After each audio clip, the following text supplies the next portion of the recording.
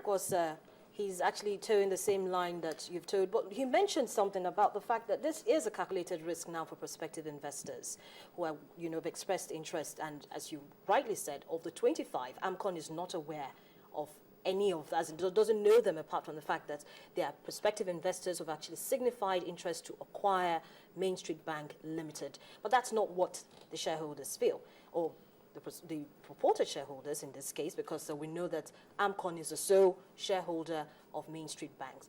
But how does this affect business? Let us call them objectors instead of shareholders. You are dignifying them by calling them shareholders because they're not. They're objectors. These objectors, as you call them, are saying all sorts of things about caveat emptors. Let me tell you the process. We went through 6 weeks to appoint financial advisors and legal advisors. The financial advisors are Afribank Barclays, and the legal advisors are Banwe Godalo. These are very highly qualified people. They are running the process, not AMCON. These expressions of interest are going to them, not to AMCON. We don't tell them who to talk to, who to screen, who is going to buy this. We are not involved in the process directly. We are paying a lot of money to have investors to protect against these malicious things that AMCON knows who's going to buy it. AMCON is directing the process. This process is being run by very well-qualified financial advisors and legal advisors. I assure you that many of the things we're doing have to be screened by the lawyers. The lawyers are the ones telling us what we can do, what we cannot do legally, and the financial advisors are the ones running the process. So this is not a process run out of AMCON directly. And so we're aware of these nuisances, and in the end, if we have to give reps and warranties to the buyers, we will do so.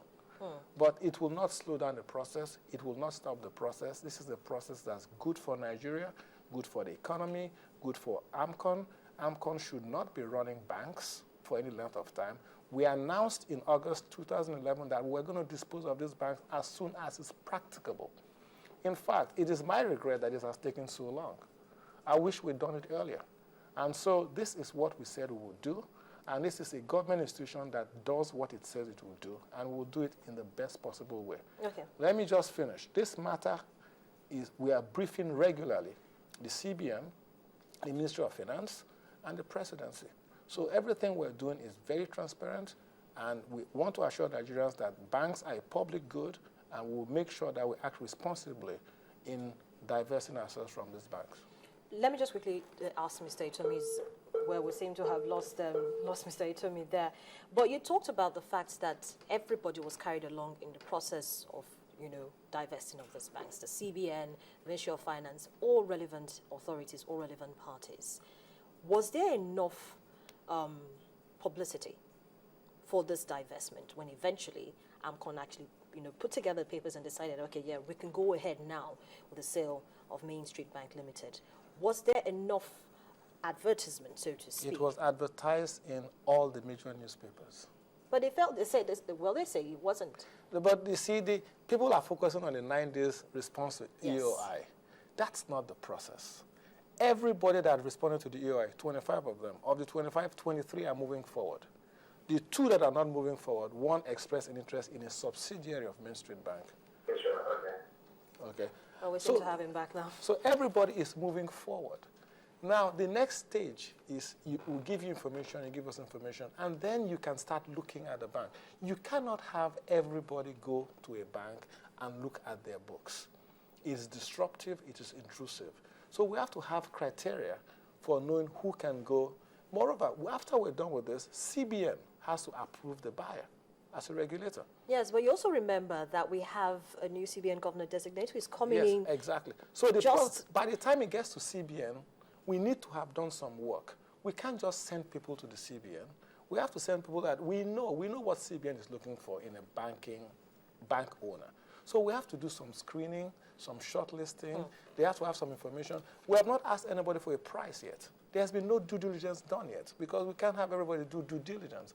So when you say the process is due to end, we believe, in September 15th. So nobody is selling Mainstreet Bank in 9 days. We're selling Mainstreet Bank over a 6-month period with set timelines. The EOI is like when you go to ask a woman for a date the first time, you tell her your name. that doesn't mean she's going to marry you.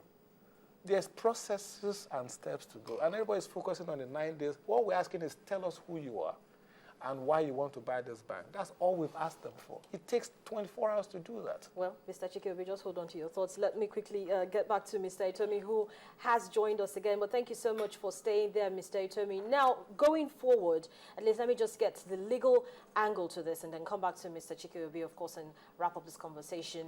Going forward, what should we be looking at legally? Because it seems as if the objectors, like Mr. Chike Obi wants us to call them now, are actually stifling the progress that should be recorded in terms of achieving, selling of Mainstreet banks and actually moving forward and trying to, begin to divest investment, of course, in the other banks. Going forward, what legally should we all be looking at in terms of making sure that this doesn't in any way disturb this process? Well, going forward, the ball will always be before our courts, and I'm sure a lot of our judges are now fully apprised with what this whole AMCON business is, and I'm aware that AMCON has done a lot of training in this regard. So it's a judicial process that would be on trial if they attempt to do anything to stop AMCON from performing its statutory function. So far, so good. All the actions that have been brought have been speedily disposed of by the courts and all in favor of AMCON. Now, on a general economic note, I keep stressing the fact that AMCON does not and should not run enterprises.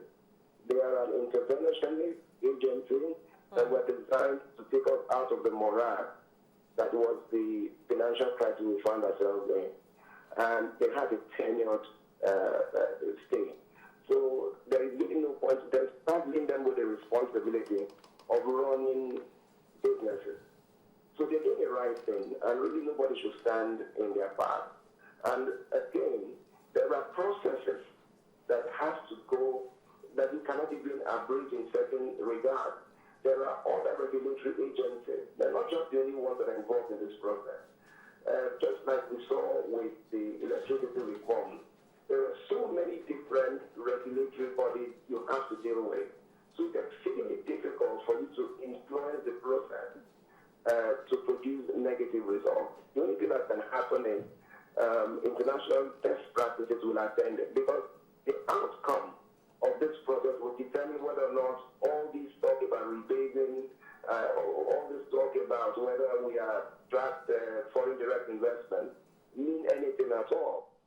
And in people like Chike Obi and the PP guys who are running this process, I think we're beginning to see very, very transparent ways of running regulatory bodies. So I would ask Oh dear, we seem to have lost Mr. Itomi there, but well, we'll continue this conversation when we come back. And of course, Mr. Mustapha Chike Obi, the Managing Director, CEO of the Asset Management Company of Nigeria, is still going to be here with me in the studio. Please join us again.